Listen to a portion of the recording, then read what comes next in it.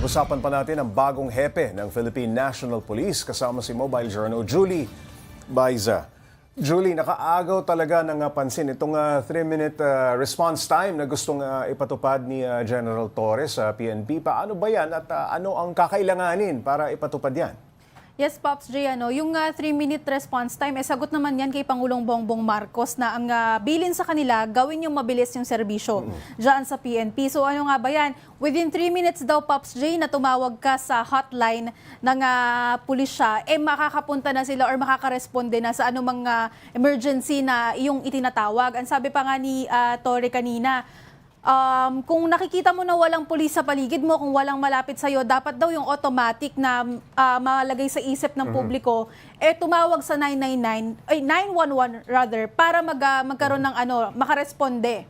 So, kasama pa rin yan, Pops J, nung goal nila na ang unang dapat lapitan ng taong bayan ang pambansang pulisya at hindi kung sino man. Okay, Julie, ano naman ang naging pahayag ng papalitan ni Major General Torre na si General Romel Marbil? Ano ang kanyang reaksyon?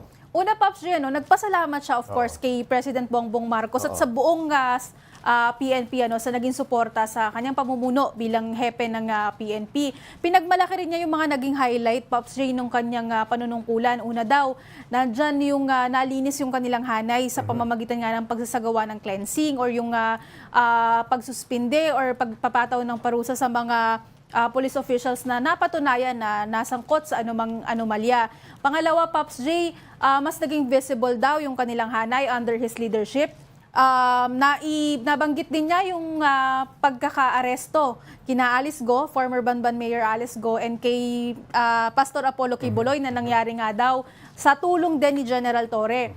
And lastly, yung recent election, kasi alam naman natin kung bakit na-extend yung term ni Marbil, para matiyak na smooth at mapayapa yung election. And nabanggit nga niya kanina na masasabi niyang maayos at naging peaceful yung nakaraang midterm elections. Okay, Julie, pagkatapos ng PNP change of command, ano ang naging agenda ng Pangulo? Magbibigay na rin siya o kaya siya ng update tungkol sa status ng kanyang gabinete? Una doon sa gabinete muna tayo, Pops. Sa ngayon, wala pang ulit update ang palasyo. No? Hindi wala pa pang sila nalalaglag? Wala pang nabibigyan ng sintensya. Hindi pa nasasabi kung meron bang another batch na tatanggapin yung courtesy resignation or ma-retain. Abangan natin kasi yun nga yung assessment natin from last week, Pops G. Parang per cluster yung ginagawa nila, no? From economic to security. And abangan natin what's next. Sino ba yung susunod na bibigyan ng anunsyo? We're hoping na magkaroon pa nga ng progress ngayong week, Pops G. Kasi medyo marami pa yung nasa lamesa ng Pangulo. Medyo marami pa yung kinakailangan nilang i-assess, para naman doon sa kanyang naging schedule ngayong hapon. After nitong change of command ceremony, Pops J, nagpunta naman siya sa turnover ng NIA equipments para sa National Irrigation Authority. So umaasa yung Pangulo na yung mga equipment na yan makatulong daw para mas maging maayos naman yung irigasyon natin sa bansa. Kapag mas maayos daw, kapag kaagad nare-rehabilitate or naiaayos kung ano man yung nagiging problema, asahan yung mas malaking produksyon o ani para sa mga magsasaka. Therefore, mas malaking kita din for them. Maiba naman tayo, Julie. Naging malaking balita nitong weekend. Yes. Matapos subukan ng first family na sumakay ng MRT, inanunsyo ni Pangulong Marcos na suspended muna ang EDSA rehabilitation. Bakit? Ano nga ba ang naging realizations niya noon at may chance bang gawin pa rin ito within his administration? Pops Ray, ang Pangulo kasi aminado siya mismo na sabi nga niya magiging napakahirap para sa publiko kung itutuloy daw kaagad itong rehabilitasyon, kaya nga pinospone muna yan sa ngayon. Ang sabi niya, maraming nagsabi, maraming naglabas ng hinaing na paano na lang yung mga uuwi or papasok sa kanilang trabaho. Kung dati daw, Pops, bumabiyahe ka ng isang oras o 2 oras. Ngayon, magiging 3.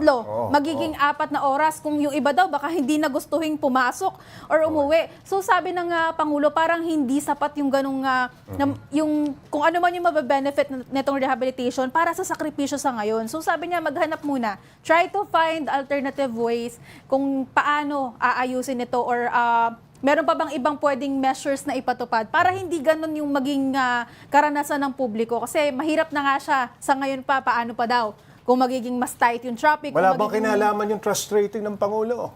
Wala, hindi na pag-usapan yun. Hindi niya nasagot yun. Well, ang sabi niya, Papsoy, ang publiko. Ang publiko. Ang publiko ang iniintindi dito sa ano na to.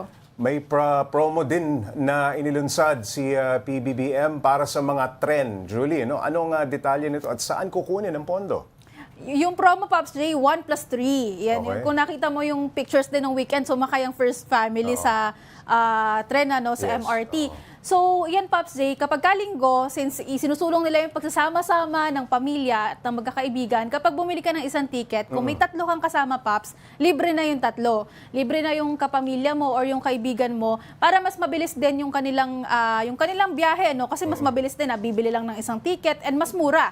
So, ang pinopromote nga niyan, magsama-sama, mag-bonding kapag weekend. And kung ang Pangulo nga sabi niya, nasubukan din kasi nila, Pops J, nagbayad daw si Kong Sandro. Okay. Kasi apat na yung si First Lady, yung tatlong anak. Hindi siya kasali. Hindi siya kasali. So, ang nag-sacrifice na lang si Kong Sandro. So, 4 lang, Pops J. Kaya naman ni Kong 1+3. Sandro yan. No? 1+3 Kung magbabayad. Okay, maraming salamat. Mobile Journal Julie Baiza.